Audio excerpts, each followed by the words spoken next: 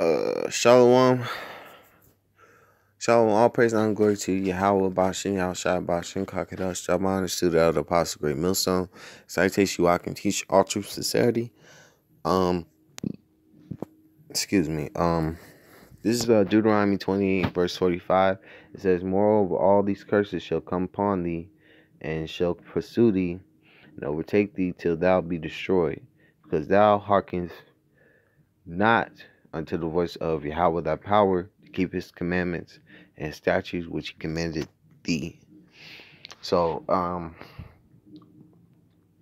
basically Jake can't escape the curses that are written in Deuteronomy 15 through 68, because we're still under the curses that are written in Deuteronomy 15 through 68. These curses are generational. Like they're like, when we have children, our children are born with these curses that are written in this book. So we're not we're still under them.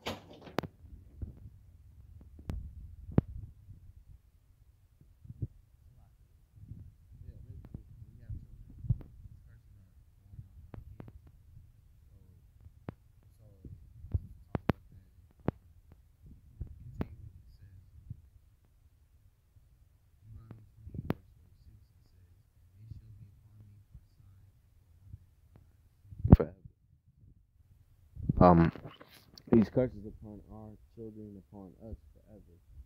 And because when Moses prophesied this upon us, if we didn't follow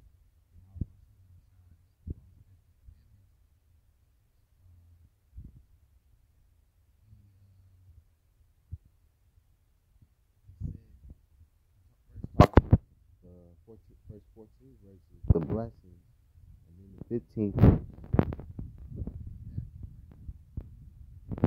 verse says,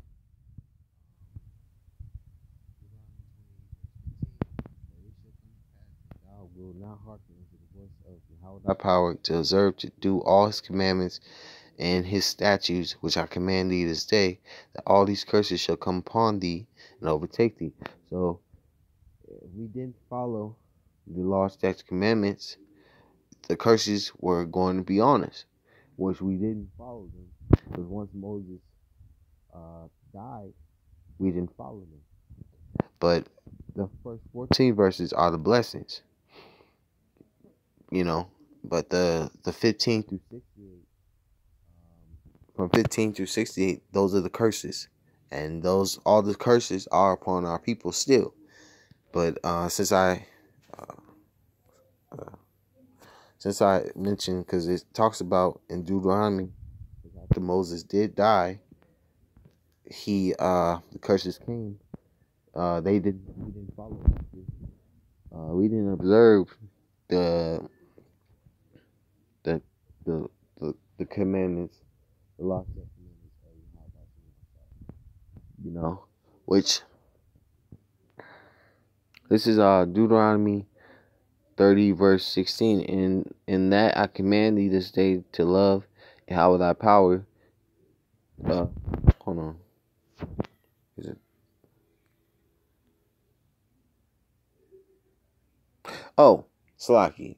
This is Deuteronomy 31 verse 16. It says, "And Yahweh said unto Moses, Behold, thou shalt sleep with thy fathers, and this people will rise up and go a whoring after the gods of the strangers of the land, whether they go to be among them, and will forsake me and break my commandment which I have made with them.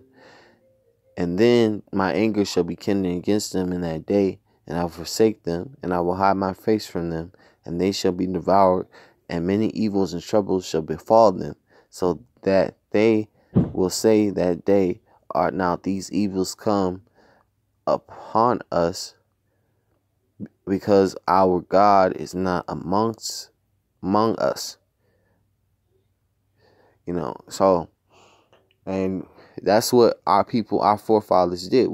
They went a whoring after these idols of these other nations, and Yahweh Shem Yahushai turned his back on us because we angered him. We're we're considered his wife. Israel is a comely and delicate woman to Yahweh Yahushai.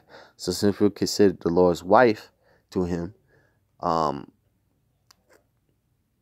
why would you want to deal with an adulterous woman, a woman that you love and cherish and want to still be with, but she still keeps cheating on you? That can make a man want to kill a woman that does that stuff. Salaki, my bad. So honestly, that was what Yahweh Shem Shai did. Yahweh Shem Shai just turned his back on and let us basically do what? If you're gonna go and go after those idols, I'm going to curse you. Put the curses on you, and from then on, my back is turned. And when you get into a jam, I'm going to tell you to turn to your idols. Don't turn to me. Turn to your idols. I was with you. I'm going to read verse 18. It says, this is Deuteronomy 31:18. It says, I will surely have my face in that day for all the evils which they shall have wrought, in that they turn unto other gods. And we turned unto there were no gods. I'm gonna get one scripture which is my favorite scripture to bring out all the time, and it's come to mind. This is Hosea. Well, no, hold on. It's Baruch chapter 4 verse 6. Salaki. It says, "Ye were sold to the nations, not for your destruction, but because ye moved the Most High to wrath. Ye were delivered unto the enemy." So we were sold to these heathens, these heathens because we angered our power. Yahweh Shem Yahushai. It says, "For ye provoked him that made you for sacrificing unto devils, not to Yahweh." We provoked our power by sacrificing unto these idols of these heathens. It says, verse 8, "Ye have forgotten the everlasting power that brought you up. Ye have grieved Jerusalem that nursed you." So we forgot the power that delivered us out of Egypt, that gave us manna from heaven, that guided us out the desert by a chariot. We forgot the power that healed us when we got bitten by snakes. We forgotten the power that nourished us in the wilderness, that protected us when Pharaoh was coming after us, dried up the seas so we can cross. We've forgotten that power. We made a golden calf. We continue in wickedness even in the wilderness. We forgot that power that nourished us, that brought us up, that kept us, But anyway, my next scripture I was gonna get is because Israel, we angered our power, and he turned his back on us. And when he turned his back on us, because the analogy that I was mentioning, we're like his wife. We're his comely and delicate wife. And if your wife cheats on you, you're not going to be happy about that. You're going to want to kill her. And that's the honest truth. You're not going to want to be with a woman that does that, because it's nasty. Why would you want a defiled why would you want a defiled woman? Why would you want to deal with a defiled woman, defiled by another man? That's nasty. And that's how. And Yahweh Shem Yahushai, he hates iniquity. He hates sin. He doesn't want to deal with a defiled person. He likes a person, and I'm gonna get that scripture. This is Jeremiah 2:13. It says, "For my people have committed two evils. They have forsaken me, the fountain of living waters, and hewn them out cisterns, broken cisterns that can hold no water." So we forsaken our power, the fountain of living water, to go after these idols that hold no knowledge, no understanding, no wisdom. These idols can't even wipe their ass. They can't even uh prevent themselves from falling. Like our power can do more than what an idol can do. An idol can be broken and basically destroyed. But Yahweh Shem Yahshai, he's everlasting. He lives forever, so he can't be destroyed. I mentioned because Judah 5 talks about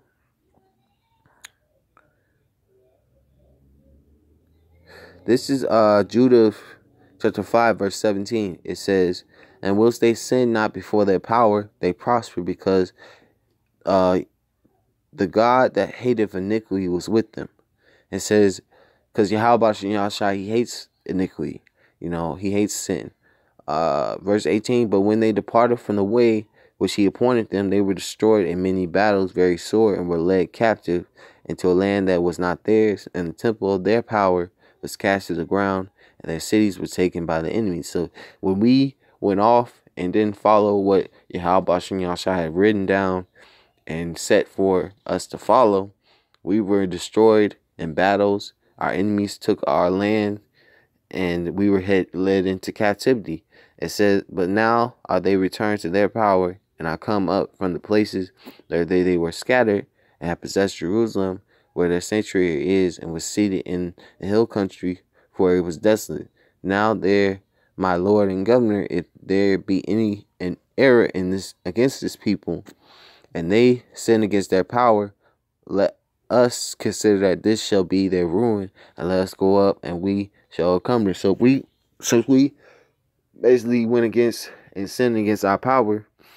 We basically were brought down. But when we didn't sin against our power, we were basically invincible. We fought in battles, and since Yahweh Shem Yahshai was with us, we didn't have to lift up a finger. But when we sinned against our power and went and fell and went off, Yahweh Shem Yahshai was not with us, and we were basically destroyed by our enemies.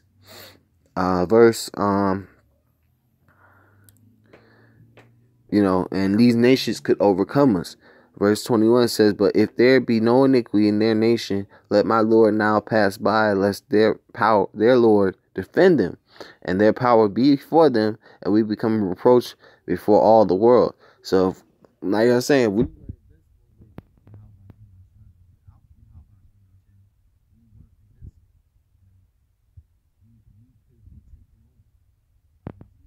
know, um, and with the curses put on us, and we were put in captivity and scattered across the four corners of the earth, we lost. We can discontinued from our heritage, basically, But these curses, our captivity is basically up, and these curses are slowly but surely getting off us, but we're still under them, So I've ended right here. I'm gonna say all praise, honor, and glory to Yahweh Bashin, Yahshai Bashim, Kakadas, Jabbarnish, to the other apostle, Great Millstone, and citation you I can teach all truth, sincerity, and shalom.